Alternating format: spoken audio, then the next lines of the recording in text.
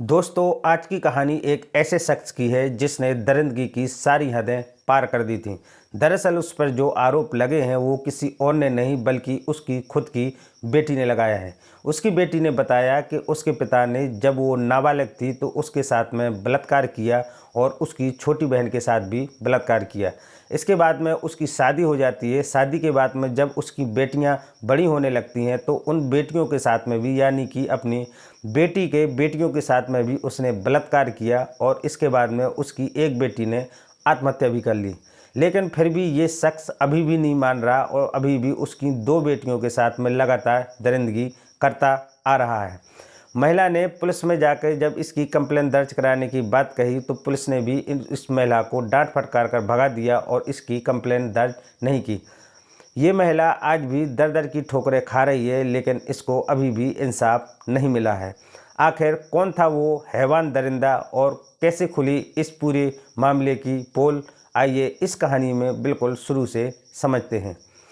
नमस्कार दोस्तों, मेरा नाम है सुशील कुमार और आप देख रहे हैं कहानी जनता की। दोस्तों, अगर आपको क्राइम से जुड़ी हुई कहानियाँ देखना और सुनना पसंद है तो आप हमारे YouTube चैनल कहानी जनता की को जरूर सब्सक्राइब करें। आपको इस चैनल पर नई नई और सच्ची कहानियाँ सुनने को मिलती रहेंगी।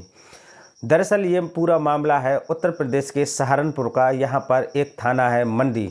दरअसल इस कहानी के जो किरदार है हम उनके नाम आपको नहीं बताएंगे क्योंकि ये अभी पुलिस इस केस की पूरी जांच पड़ताल कर रही है और पुलिस ने अभी तक इस केस का खुलासा नहीं किया और ना ही पुलिस इस केस के किसी नतीजे पर पहुंची है।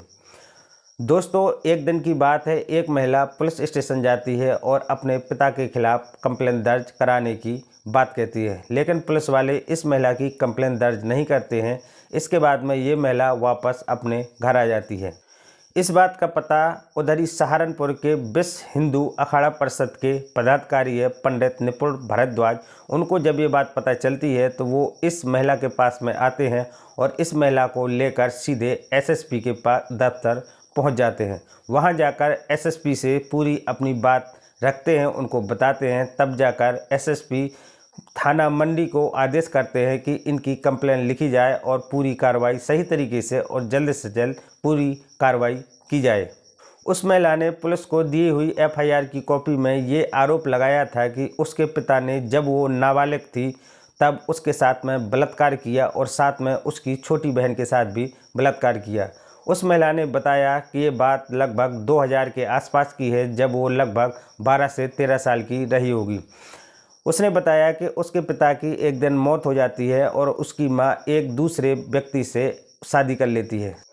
शादी के बाद में ये दोनों बहनें अपनी मां के साथ में अपने सौतेले पिता के घर आ जाती हैं, लेकिन शादी के कुछ समय बाद ही उसकी मां को मार पीट कर धमका कर भगा दिया जाता है और दोनों सौतेली बेटियों को वो व्यक्ति अपने पास में रख लेता है। इसके बाद में फिर वो हम दोनों नाबालिग लड़कियों के साथ में बारी बारी से वो दरिंदगी करना शुरू कर देता है। बड़ी बेटी ने बताया कि उसकी शादी साल 2001 में एक व्यक्ति से कर दी गई थी और इसके बाद में फिर उसकी छोटी बहन की शादी का रिश्ता भी 2007 में तय कर दिया था। जब उसकी शादी 2001 में की गई थी उसके पहले भी उसके पिता ने उसके साथ कई बार बलात्कार किया था और शादी के बाद में भी वो उसके साथ बलात्कार करता रहा। इसके बाद में जो उसकी छोटी बहन थी जिसकी शादी उसने 2007 में तय की थी, उसके साथ भी वो लगातार दरिंदगी करता आता चला आ रहा था। उसकी वजह से वो छोटी बहन गर्भवती हो गई थी और जब इस व्यक्ति ने उसका गर्भपात कराने की कोशिश की तो उसी वक्त उस बहन की यानी बेटी की मौत हो गई थी। लेकिन उस मामले को वहीं पर इस व्यक्ति ने दबा दिया था। कोई भी इसका कंप्लेन करने वाला नहीं था, वरना ये व्यक्ति उस दिन ही पकड़ा जाता। इसके बाद में जो बड़ी बेटी थी जिसकी शादी 2001 में हुई थी, उसकी 3 बेटियां हुईं, लेकिन शादी के कुछ समय के बाद में उसका पति का एक एक्सीडेंट हुआ जिसकी वजह से वो दिमागी संतुलन खो बैठा। इसके बाद में उस व्यक्ति ने अपनी पत्नी और अपनी बेटियों को घर से निकाल दिया। फिर वो बड़ी बेटी फिर से अपने पिता के पास में आ जाती है।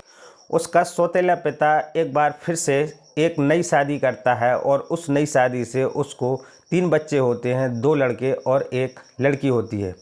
ये दरिंदा पिता फिर से अपनी दूसरी शादी की पैदा हुई बच्ची से भी जब वो बच्ची बड़ी होने लगी तो उसके साथ भी ये अश्लील हरकतें करने लगता है, जिसको देखकर इसकी दूसरी पत्नी ने अपनी बच्ची को साथ में लिया और इसको छोड़कर वो चली गई, लेकिन अपने दोनों बेटों को इसी के पास में रहने दिया।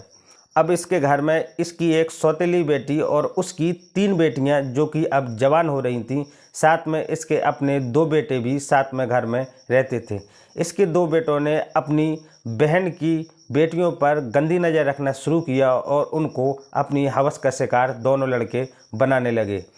लड़कों ने तो ठीक ही है, बल्कि उस बूढ़े पिता ने भी अपनी बेटी की बेटियों के साथ में बलात्कार करना शुरू कर दिया, जिसकी वजह से जो सबसे बड़ी नातिन थी वो गर्भवती भी हो गई थी। नातिन के गर्भवती होने के बाद में फिर ये बूढ़ा व्यक्ति उसका अबॉर्शन करा देता है, यानी कि उसके बच्चे को गिरा देता है। ये बूढ़ा व्यक्ति अपनी बेटी के 3 बेटियों के साथ में बुरी नज़र रखता था और उनको जब भी मौका मिलता था वो उनके साथ में दरिंदगी भी करना शुरू कर देता था।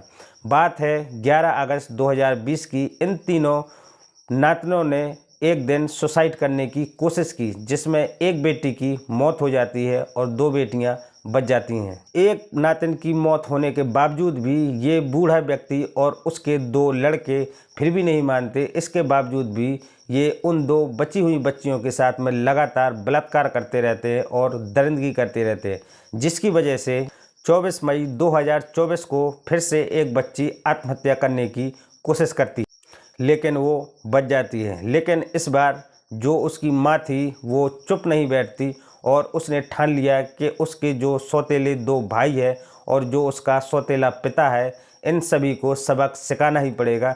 तब फिर वो जाकर पुलिस में अपनी कंप्लेंट दर्ज कराने की कोशिश करती है, लेकिन उसके बावजूद भी पुलिस इस पर कोई एक्शन नहीं लेती। फिर जाके विश्व हिंदू अखाड़ा परिषद के पदाधिकारी पंडित निपुण भारद्वाज इनका साथ देते हैं और इनकी कंप्लेंट दर्ज कराते हैं। साथ में वो ये भी कहते हैं कि अगर इस महिला के साथ में, इस बहन के साथ में अगर न्याय नहीं हुआ तो वो धरना प्रदर्शन करेंगे और काफ़ी ज़्यादा हंगामा भी करेंगे, जिसकी सारी जिम्मेदारी पुलिस की होगी। उन्होंने साथ में ये भी धमकी दी है कि अगर पुलिस ने, जो थानेदार है, अगर उसने सही से काम नहीं किया तो हम उसके खिलाफ भी एक्शन लेंगे। थानेदार का नाम है नरेंद्र सोलंकी। यही वो अधिकारी है, यही वो पुलिस वाला है जिसने इस महिला की कंप्लेंट दर्ज नहीं की और इसको वापस भगा दिया था। दोस्तों, आप इस व्यक्ति के बारे में क्या राय रखते हैं जिसने अपनी नाबालिग सौतेली बेटियों के साथ में दरिंदगी की, जिसमें से एक बेटी को गर्भवती भी कर दिया और उसका गर्भपात कराने के समय उसकी मौत हो जाती है। इसके बाद में फिर वो अपनी सौतेली बेटी की 3 बेटियों के साथ में भी दरिंदगी करता है, जिसमें से एक बेटी गर्भवती हो जाती है। फिर ये बूढ़ा व्यक्ति और साथ में उसके 2 सौतेले बेटे मिलकर उसका गर्भपात करा देते हैं, लेकिन इसके बावजूद भी ये नहीं मानते तो वो 3 बेटियां, 3 नातनें एक दिन सुसाइड करने की कोशिश करती हैं, जिसमें से एक की मौत हो जाती हैं और 2 बच जाती हैं। इतना सब कुछ होने के बावजूद भी फिर भी ये हैवान पीछे नहीं हटते और ना ही मानते हैं, अपनी हरकतों से बाज नहीं आते। फिर भी वो बची हुई 2 बच्चियों के साथ में फिर से ये दरिंदगी करते हैं। फिर से एक बच्ची आत्महत्या करने की कोशिश करती है, लेकिन वो बच जाती है। फिर माँ जाके पुलिस में कंप्लेंट दर्ज कराती है। दोस्तों, आप इस तरह के हैवानों के बारे में क्या राय रखते हैं, कमेंट करके ज़रूर बताएं। अभी तक इन पर आरोप लगे हैं। दोस्तों, जैसे इस केस के बारे में कोई नई अपडेट आती है आपको उसके बारे में ज़रूर बताया जाएगा और अगले वीडियो में इनके नाम के साथ में पूरी फुल कहानी सुनाई जाएगी। दोस्तों, अगर आपको क्राइम की कहानियाँ सुनना और देखना पसंद है तो आप हमारे YouTube चैनल कहानी जनता की को ज़रूर सब्सक्राइब करें। आपको इस चैनल पर नई नई और सच्ची कहानियाँ सुनने को मिलती रहेंगी। दोस्तों, कहानी सुनाने का मकसद किसी को परेशान या बदनाम करना बिल्कुल नहीं है, बल्कि आपको जागरूक करना है ताकि समाज में हो रही इस तरह की घटनाओं को रोका जा सके। दोस्तों, फिर मुलाकात होगी एक नई वीडियो में एक नई सच्ची कहानी के साथ। तब तक के लिए नमस्कार।